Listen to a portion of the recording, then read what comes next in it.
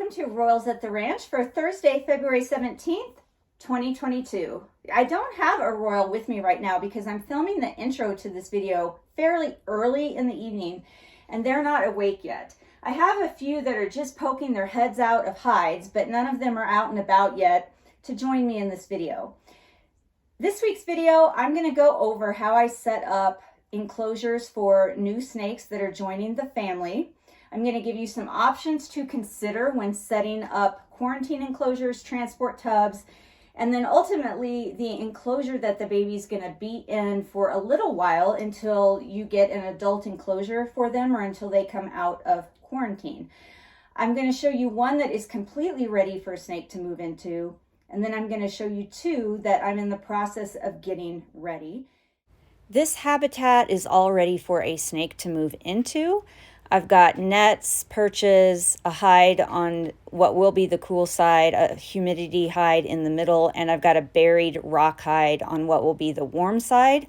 I've got really deep substrate on that warm side, and then the substrate tapers down as you get to the cool side. The humid hide does not have damp sphagnum moss in it yet, and the water dish is empty. That's because there's not, as of yet, a snake living in here, but when the snake moves into it, I'll add the sphagnum moss and water and the lid.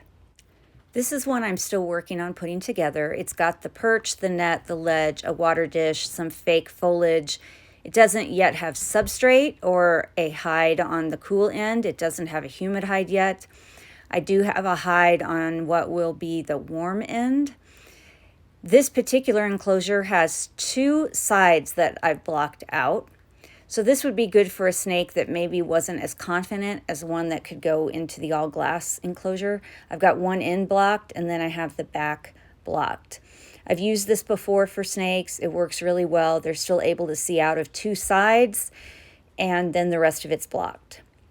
This is a tub you've seen before. I used it to quarantine fulcrum in. I used it for Soji when she escaped from her regular habitat. She stayed in here for a couple of weeks until she got her new habitat.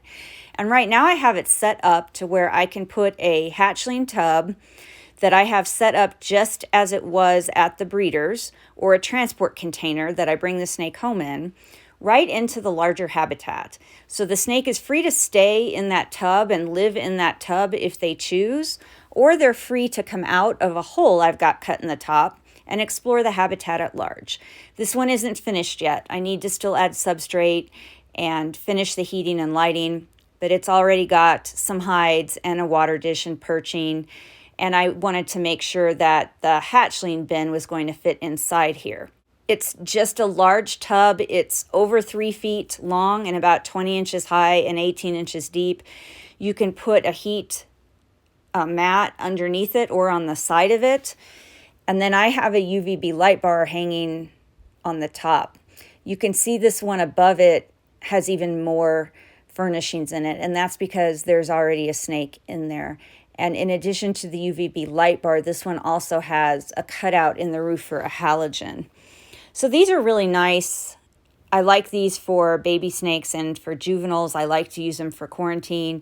The doors on the front are from Specialty Enclosure Designs, and you just have to cut out an area in the tub to put the frames in, and then you have glass made for the sliding doors. This is Soji in her new enclosure. I thought that I would show it to you. She was in a 4 foot long by 3 foot deep by 2.5 foot high enclosure, but it had sliding plexiglass doors, and she learned how to escape from it. She could get the doors off the track and then push them out. So she spent a little bit of time in that quarantine tub you saw, and now she's moved into this.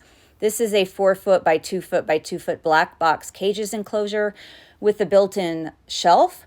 I don't really plan to put anything on the shelf. I just want that to be an area that she can climb up on and spread out all the way and stretch, but she's got 2 hanging hides in here. She has a couple of ground hides. She's got a net. She's got a basking rock, a large water dish. She's got a humid hide. She's got a little bit of fake foliage and a real branch, and then she has halogen and UVB available to her, as well as a CHE for night heat. Now let's take a look at some possible quarantine tubs for your new Royal Python or other species of snake. It doesn't matter what you're quarantining in as long as you can clean it easily and easily notice any diarrhea, any regurgitation, any mites, or any other signs of injury, illness, or disease. So it could be a glass terrarium, it could be a tub. As long as everything in it can be thrown away or sanitized easily, it works fine for quarantine. You can even use a regular enclosure. Here's an example of a PVC enclosure that I've used for quarantine in the past, and this is just an example of where I've used pillowcases for the substrate, which is what our vet uses. This is an example of a transport tub. I usually just use a simple cardboard hide, a water dish that's got rubber so it won't slide around in the car. I typically use an actual towel for transport, and that way if I'm using a heat pack or an ice pack, I can fold it over in the towel and have one end be cool or warm. I leave a spot empty to set the transport container that the breeder sends the snake in right into the tub. So the snake bag or the deli container can fit right there into the transport tub, and I can put that in the seat next to me and seat belt it in. I'm also going to share some footage with you in this video of a couple of snakes that are waiting to be shipped here to join our behavior program. It's not safe to ship right now for a whole lot of reasons. The weather's horrible across the country here in the United States, and the shipping service that we use to ship reptiles and other live animals here in the United States is just overwhelmed. There are a lot of delays due to weather and due to the amount of packages being sent. So right now, not much shipping is going on. And so I have a couple of babies that are waiting to come here. And in the meantime, the breeders have agreed to work with me to make sure that those baby snakes are provided with some mental stimulation and some physical exercise. I'm going to share just a little bit of the footage that they've shared with me of those snakes. This is Buffy. She is an orange dream pinstripe produced by and currently still living at Reptile Genetic Services. Buffy may not be ready to fight vampires, demons, and the forces of darkness by the time she gets here, but thanks to the small amount of extra time Ben Morrill and his partner are dedicating to her, she will likely adapt more readily with minimal stress when she is transitioned from living in a breeder rack to living in an environmentally complex habitat as part of the behavior education family. Why? Because exposing snakes to novelty and environmental complexity for even short periods of time on a regular basis provides enough physical exercise and mental stimulation to enhance learning and cognition, build resilience, and develop enhanced abilities to learn simple and complex tasks. This is well supported in the scientific literature. And if you haven't already, please watch the Snake Cognition playlist on my channel, where I and some of my colleagues explained this in detail. By interacting with Buffy during brief handling sessions and allowing her to have supervised time to explore outside of her tub, keepers at Reptile Genetic Services are increasing the likelihood that Buffy will adapt well to life as a behavior education family member. About once a week, they take her out and let her explore random items on a table or cart. They expose her to brief, gentle handling with minimal restraint, and they are pairing her meals with a training target. Their willingness to spend just this small amount of extra time to do these things for me and for Buffy is giving her a head start and preparing Buffy to easily adapt to our training and behavior program, versus a snake who only knows the inside of a tub and is not prepared for the drastic change, moving from a simple breeder rack to life with a family and all the environmental stimuli that will accompany that. This is Finn Rao. He's a blackhead leopard Mojave produced by and currently still living at Kenobi Reptiles. Finn Rao is also getting a great head start for life at behavior education. He is very lucky to be under the care and tutelage of Summer Grace Mitchell, who is very familiar with the work we do here. She's familiar with the ins and outs of providing enrichment and how to get snakes started in target training. That's because she not only has done this with another snake for us, Phoenix, she does these activities with her own snakes at home. About twice a week, Finn Rao is taken out of his tub for exercise time and allowed to climb around on Summer's desk or on one of the Kenobi utility carts, or sometimes, as I hear it, he's even allowed to explore the t-shirt rack. Summer uses a considerate approach and gentle handling during interactions and is also pairing a training target with his meals. Kenobi also took care of nidovirus testing for me, so we already have a negative test result as a baseline, and we will retest when he receives his post-arrival wellness check with our own veterinarian. Now, in lieu of Royals in your homes this week, enjoy the following footage of Royals out of racks.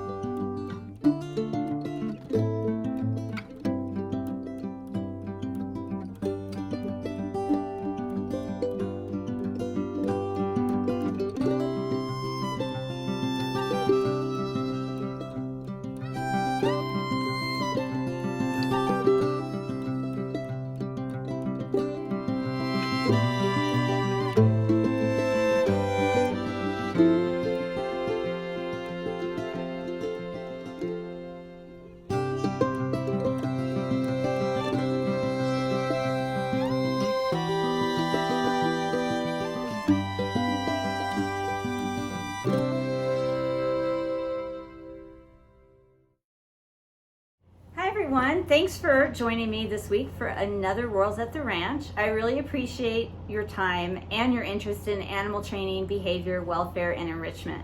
One of my Royals did wake up before I came in here to do the outro to this video. This is Kenobi, and he actually came out on his own and he climbed out onto my hand. And then I think he realized what he did and he got a little bit scared, so he froze for a moment, and I just sat here with him. I'm just letting him choose what he wants to do next, because that's actually the first time that Kenobi has climbed out onto my hand. He has come out of his enclosure before a few times to climb around the area outside of his habitat, but he's never climbed onto my hand before. So that was a big step for him tonight.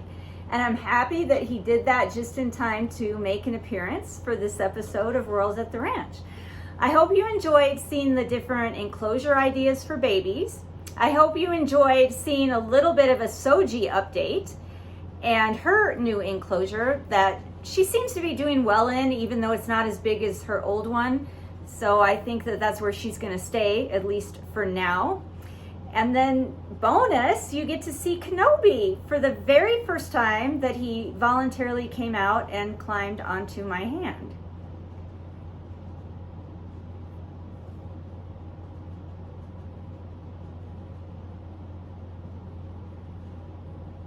Well, everybody, I don't want to overdo it with him. I want to make sure that he has an opportunity to choose to go back into his enclosure if he wants to, or he can choose to climb on some of the activity areas outside of his enclosure. So until next time, everybody, please remember to always be kind and love your animals, and make sure that you're sending me short video clips and photographs of Royals in your homes so I can include them in these episodes.